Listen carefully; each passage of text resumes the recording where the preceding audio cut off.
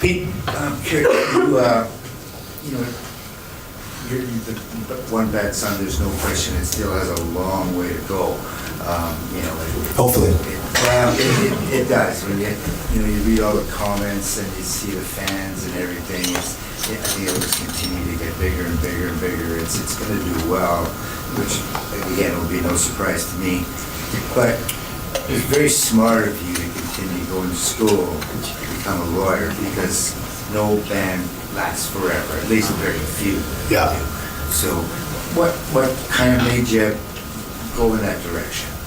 That's a great question. So just to repeat it, so Pete asked what sort of, I guess, motivated me to keep doing school and become a lawyer and stuff. And yeah, like, I mean, looking back now, like, it sort of seems like it was all part of a master plan that I might have had, which it wasn't by any means, like, and there were some times where neither career, especially in the early days, neither career was really happening, right? So I'm very fortunate that now both are really happening, But there was sort of, I mean, along the way, I just knew that music was my passion. Like, that was my number one passion. So that's all that was sort of driving me and guiding me along the way. But I didn't know I could become an entertainment lawyer. Like, I didn't know that was even a thing, really, when I was younger. So at various points in my life, I graduated. I did a commerce degree first out of university, and took a year and a half off after, like, for the band I was in, which wasn't One Bad Son, it was this other band, and thought that I would become a big rock star, like, in 2001, and I was quite wrong. And then so that didn't work out, the band broke up, and I thought, oh, well, now I'm back to the drawing board, right? So, and then I went back to, then I just happened to, like, read an article about becoming a lawyer or something. I read some interesting article about the law, and I was like, oh, that'd be cool to become a lawyer, I just kind of went and wrote the LSAT, which is the test you write to get into law school. I wrote it on a whim, like, it was just sort of like, hey, it's this Saturday, let's go write it, and kind of just wrote it and did well enough to get into law school, so I thought, let's just do it, and I wasn't one of those people that always wanted to be a lawyer, which a lot of my classmates were when I was in law school. Like, we're talking like sons and daughters of lawyers, and their grandparents were lawyers before them, and it's like they were born and bred to be lawyers, and I wasn't, right? I was the rock and roll guy with long hair in law school that people were like, what are you doing here, And now they all like to call me their best friend, because I've gone on to better things than I at the time I was in law school, but and then so I graduated, so got through law school. There was no entertainment law courses at the U of S in Saskatchewan, so I was like, I didn't know I wanted to be an entertainment lawyer then, because there was no classes anyways, right? So finished law school, and everyone else is, you got these 3 years of, at least I did, student loans, right? So I'm pretty heavily in debt, so everyone else goes and becomes lawyers and becomes, well-paid lawyers. And I'm like, no, I want to go play music again. So this time One Bad Son was together. And I remember the look on my mom's face, because I was the first lawyer, or I wasn't a lawyer at the time, but I was the first law school graduate in the history of the Dahl family, right? So they're a very proud family. And I graduate law school and go right up to my mom and say, I'm gonna go be a musician. And she was just, like, jaw drop, and because they were so proud, they were telling all the family, the first lawyer in the family, right? Nope, wasn't gonna happen. So so this is 2005 to maybe 2009, or 2008. So, just playing music, I wasn't a lawyer yet. You have to still article and become a lawyer. So, and in those early days, like, no one, like I said, One Bad Son was getting paid maybe $100 a show, and in Grand Prairie, so we'd spend $200 in gas to get there, make $100 and drive home, which, if you do the math, it's not that great, And so those are kind of like, so at that point, the lawyer drummer thing, like, no one cared about either, right? And it didn't seem like I had a big master plan in place. So basically after that, and then and there's some, some sort of, down, darker times. Like, I didn't know what I wanted to do what was I doing with my life. I was kind of depressed because neither were happening, and I hadn't met my wife yet, so that was, so it's kind of like, what am I going to do with my life? That was kind of the thing, which I think is something everyone can relate with. It's like, what am I doing with my life? It's like, the world's a tough place to have a good career and have all that sort of stuff, right? It's something that inspires you. So, and then I just thought, I saw all this stuff happening with the downloads, so the whole music biz was changing, right? This is around 2005. People were getting sued for downloading music, and I just saw all these changes happening. I knew that something was up in the music biz, so I thought maybe I should do like a master's on this topic. So I basically applied to do a master's in law on sort of the changes happening in the music biz, and so that's what I wrote it on. So I spent 2 years doing that, and that kind of got me fired up a bit, like excited about how I can, like there's sort of like a room for me, or there's space for me in the law world, as an entertainment lawyer. And then around that time, met my wife. That kind of was like a big inspiration in terms of just like not being, like I just became way more motivated to do things. Like I was all of a sudden just I had a spark, and then around that time too. So I finished the master's, all was good, but you still got to become a lawyer. You have to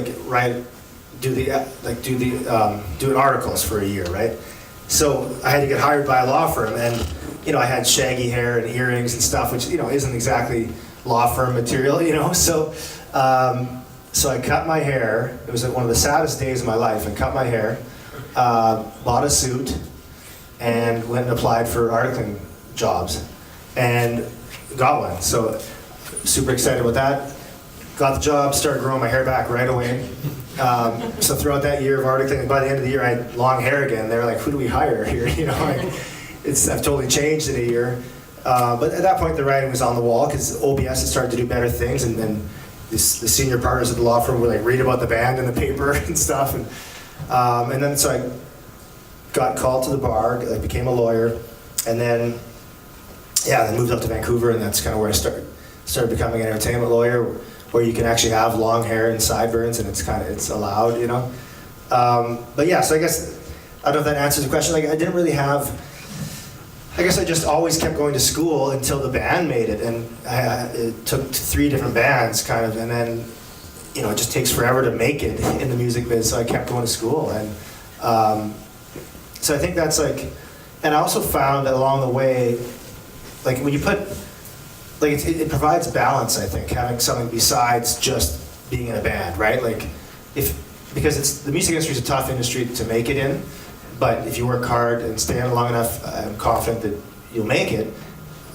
It's good to have something to balance you, whether it be whatever, it could be anything, right? But I found for me, school was that, it sort of helped use the other half of the brain sort of thing. And because if you only have just a band or something, then you're your ups and downs, the ups and downs in the band or the ups and downs in your life, which can be hard on a person's psyche, So I found if you're just, however you can find balance, I think that's key. And for me, it was going to school and sort of being healthy, taking care of myself, that sort of thing,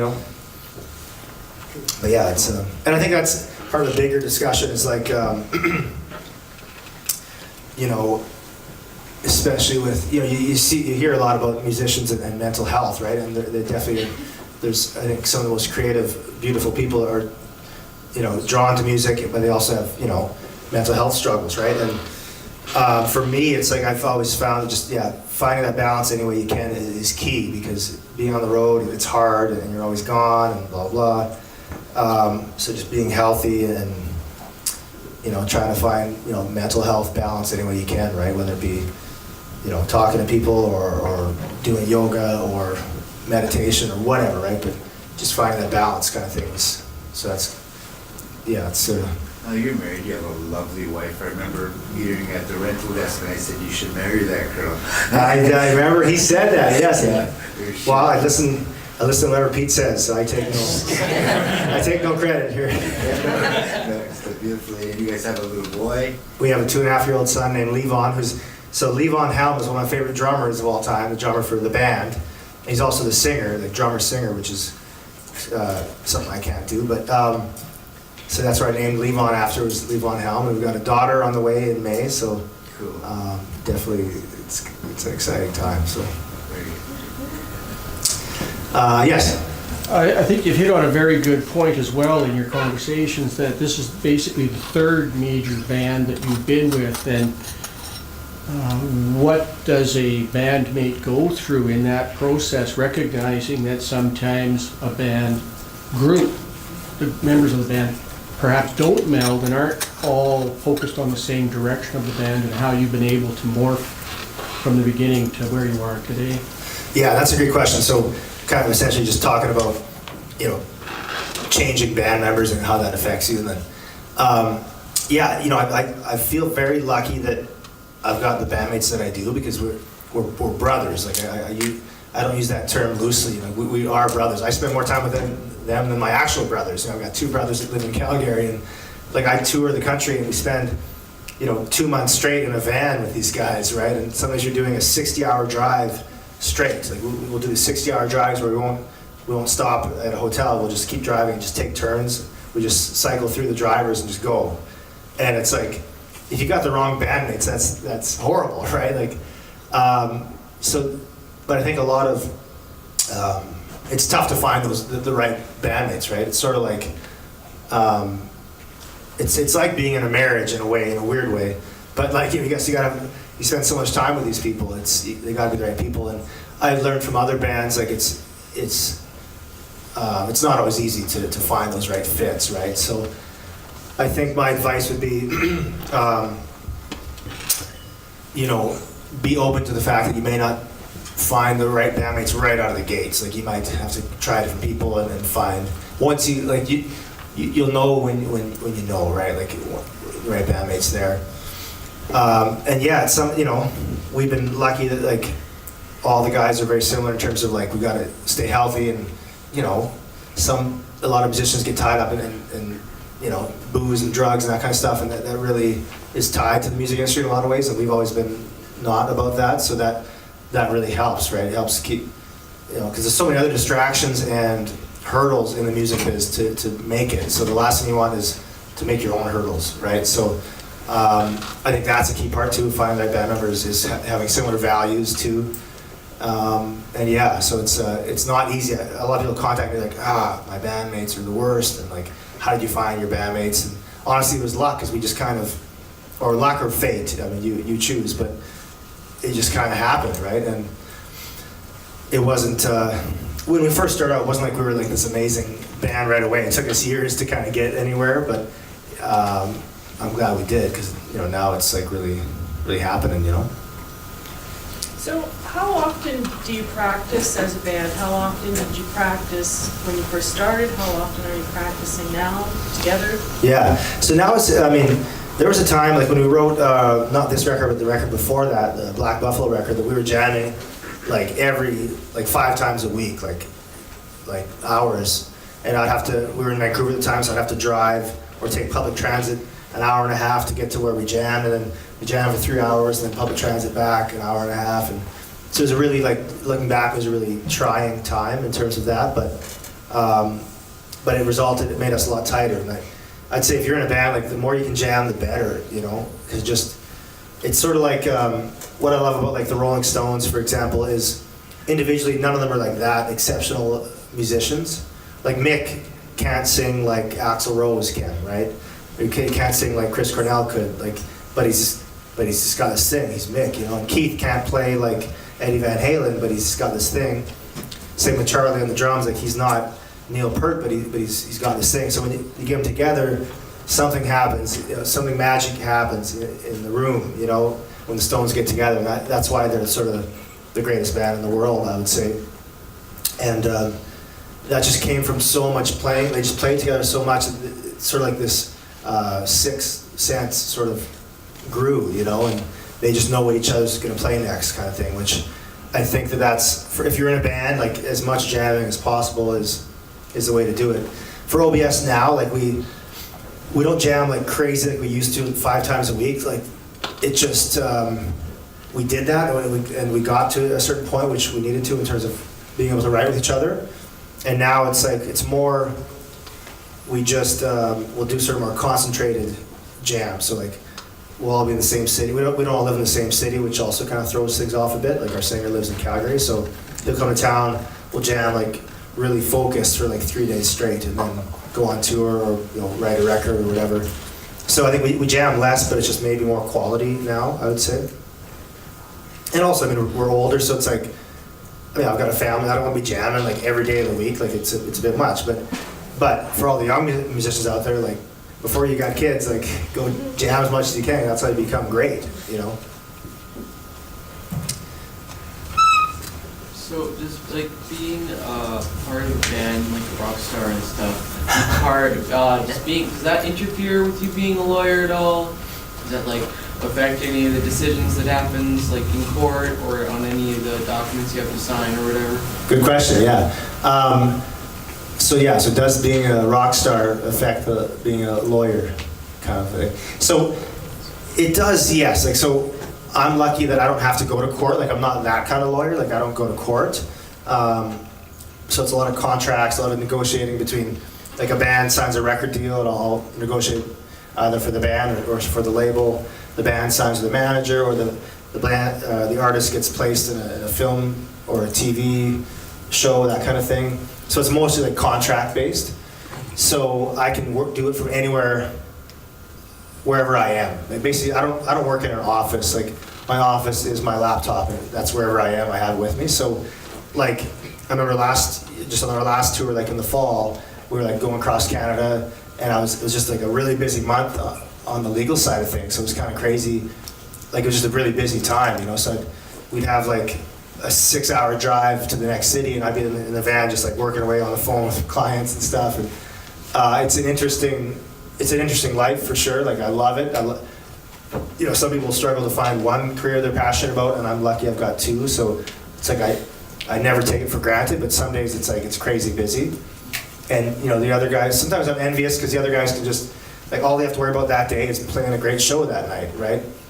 Whereas I'm like doing that, but also like negotiating a record deal, but I love it. It makes me, I think it's just who I am. I've got those 2 sides, and it's like 2 careers, and then when we have downtime, like we've been off the road for the last 2 months, like it's been crazy busy with the law side of things, and it's like I love it. Like I get excited about doing that work. I mean, I know a lot of lawyer friends of mine that aren't excited about the work they do, and I'm excited like every day. So it's cool.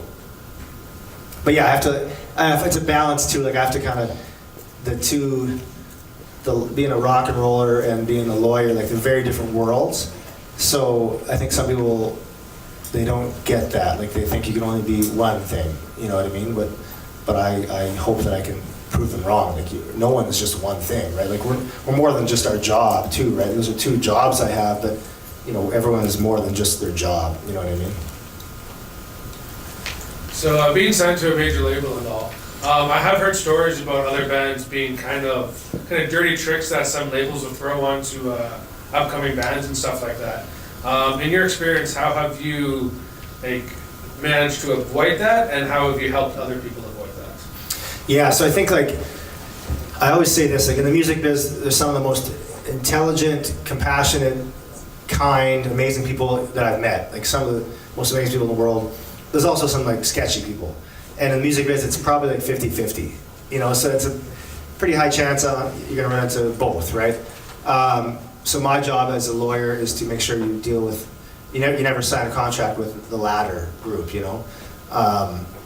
So I think, for me, yeah, it's been helpful obviously for my band. Like we haven't signed any bad contracts. If we did, I'd be a really bad lawyer, and a really bad bandmate. But it's for my clients too. It's like I still see, like just last week I saw this contract that was like it would ruin this artist's career if she signed it. So I just advised her not to sign it, right? And so I think that's kind of one of the badges I get to wear, which I'm very proud of, is sort of like being a defender of artists in a lot of situations, And like I said, there's so many ways that you can not make it in the music biz. Like there's so many hurdles you got to climb to make it. So my job is just minimize as many as I can, which is like avoiding sketchy deals, avoiding sketchy people, that sort of thing, right? So it's my favorite thing is like, yeah, helping an artist avoid a really bad contract and then working with them and then also get the right contract, the right offer, and then watch them take off, you know? Yeah. Is there anybody you've met along your journey that you've absolutely gushed over, like I don't know, a famous celebrity or something that you've met, checked off your list? Yeah, and you'll probably laugh at this because I've met some really cool rock stars and I wasn't intimidated, but when I met Fred Penner, I was like, starstruck because he was the nicest guy and we had a heart-to-heart. I remember at the time we were on tour a lot. This is kind of before, we still live in Vancouver, and I remember seeing Fred Penner and I we had a heart-to-heart. I was telling him, like, oh, I miss my girl, like I'm on the road all the time, like, is it possible for me to be a touring musician and be happily married? Like, is it possible? Because at the time that was really on my mind. I'd said to a few other people and no one really gave me the answer I was looking for, but Fred Penner like just looked right in my eyes and just like, you can do both. And he's like, we sat there and talked, and I had a beer in my hand and he was drinking like pineapple juice or something, like just like you'd imagine him to be drinking, you know, and just gave me this heart-to-heart talk, and I was like, after like a 5-minute talk, I felt like I could do anything in the world, you know. So Fred Penner is like, and he's the sweetest, like he's the realest guy. He's more real than Bob Dylan, you know, like if I met Bob Dylan, I bet you I'd be let down compared to Fred Penner. So if you ever get a chance to meet him, like he's awesome. He's like, to me, he's the ultimate rock star. Yes? So, in all the years you've been in a band, how many drum sets have you been through? Drum sets? How many drum sets have I been through in a band? That's a good question. So the first one was like the CB kit, like the sort of entry level kit. I think I rented it, and it was like, you know, entry level. Then I upgraded to the Pearl, which is sort of like based on the Chili Peppers drummer. And then the next step up was the Gretsch, which is, again, so it's basically the same dimensions as this, more or less, and big, kind of John Bonham, so that'd be the 3, and this is the 4th. So 4 kits, and I would say thousands of drumsticks. I used to always, when I started out, I used to hit really, I mean, I still hit hard, but you can hit hard and the right way and the wrong way. So when I started out, I'd really dig into the skins, and they'd all become really dimpled and wrecked right away. So I'd break sticks, I'd be gripping like this, which is not good for your arms and your forearms and your shoulders. It gets, you know, so, and then I'd hit the skins really hard and wreck the skins, very expensive too, which skins cost a lot of money, so do sticks. And now it's more like, you know, you let the stick really, and the stick should come right back at you. And so if you ever watch it when I'm playing, it's very loose. I'm not gripping hard, and a lot of the what looks like I'm really hitting hard. After shows, people are always like, "You hit so hard," and I actually don't. It just looks like I do because I'm doing these big theatrical things, just because, you know, why not? It looks kind of cool. But really, I'm coming up here. I'm not using my whole arm, my shoulder when I come down. It's just I come down for show, and then just my wrist. It's all just in the wrist. It's very, very loosey. Same when you same if you're doing like a drum roll.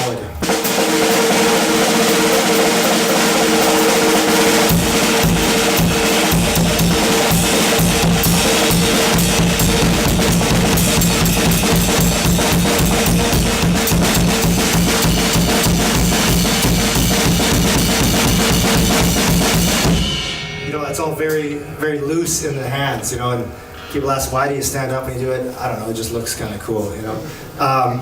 But I never could do that if I was gripping really hard, you know, because you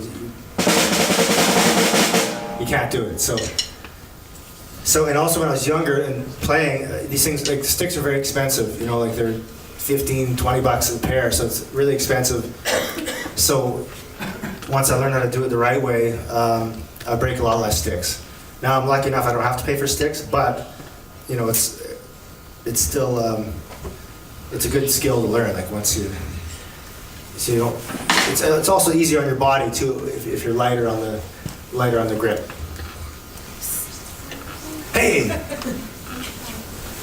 What's your favorite band? My favorite band? Okay, well that's a great question. I think it changes often. For the longest time, it was always The Who. The Who are a great band from the 60s and 70s, before your time again. I would say Led Zeppelin is always in there. You know, Pearl Jam was kind of the band that got me into music, and without Pearl Jam, I wouldn't be playing music at all today. Like that's kind of changed my life. You know, I was an awkward kid in high school, and then I found Pearl Jam, and then I was an awkward kid who had found Pearl Jam. You know, so but it gave me. I was a motivated kid to become a musician. You know, so who's your favorite band? Hailstorm. Whoa, you're a rocker. Okay. That's heavier than the bands I just listed. I'm impressed. Hey. Who's your brother's favorite band? One Bad Song. Whoa! That is the right answer. I like this kid. One good kid. Yeah. Spirit. You had mentioned how you had started with playing along your favorite albums and things like that. Yeah. So now you're up here. What are some of the things that you worked on? Like, do you have some favorite beats, or favorite fills, or favorite exercises that kind of helped you along and helped you develop to where you are now? Yeah, definitely. So some of my favorite beats, exercises, that kind of stuff. I mean, so one thing that I find is really helpful is, like, I'm not a fan of drum solos. Like, I never have been, like, mostly because I'm not that good at them, at least as far as I am concerned. But I do sort of like to practice at home the idea of, like, being theatrical on the drums. Like, to me, that's the key to being a good drummer, is being a bit theatrical and having, like, different emotions along the way, right? Not just one thing the whole way. So, and I think a good drum solo is that. It's sort of up and down and kind of makes you feel different sort of things, right? So for me, in terms of, like, practicing, I mean, what I like to do, so I don't do a ton of, like, the rudiments, but what I do is, like, I like to just go into a beat and then sort of throw in some fills along the way. And so, like, start with a simple, like,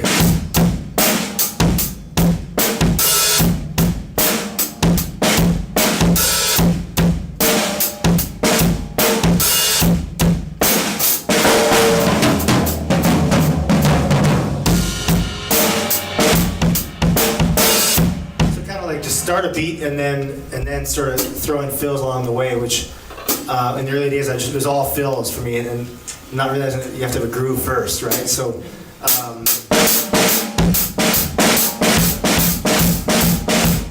one thing that's kind of cool to practice on is just keeping a 4 on the 4, just like kick drum going, and then just go from there, like wherever you want to go, right? So.